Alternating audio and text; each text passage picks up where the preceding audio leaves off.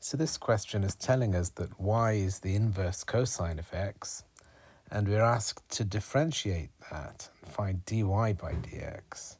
And how are we going to go from cosine inverse to that? That's the question. And it's not easy, and there's no easy way to go from this to that. But we can rewrite this as x equals. So we know that y is cosine inverse of x, so x is cosine of y. And it's easy to find dx over dy. So once we find dx over dy, we can invert it, find the reciprocal, flip it upside down to find dy over dx. So dx over dy is just minus cosine of y. You're just differentiating that with respect to y. Sorry, minus sine y. Okay. So we can say dy over dx is 1 over dx over dy, which is minus 1 over sine y. And we know that sine squared y plus cosine squared y equals 1.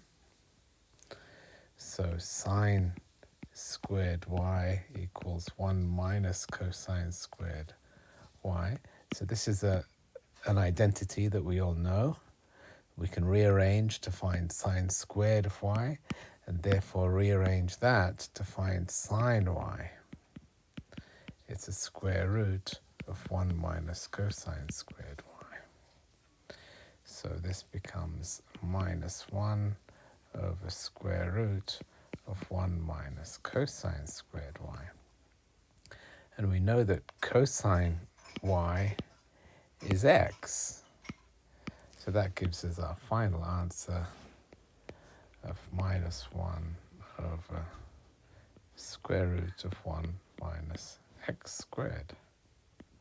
All right, so how did we answer this question?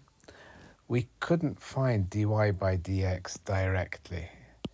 We have no way to do that. So we found x in terms of y, and we found dx over dy, and then we just flipped that to find dy by dx. And we had to use an identity to convert the sine y back to x. So there's a little bit of rearranging to do there.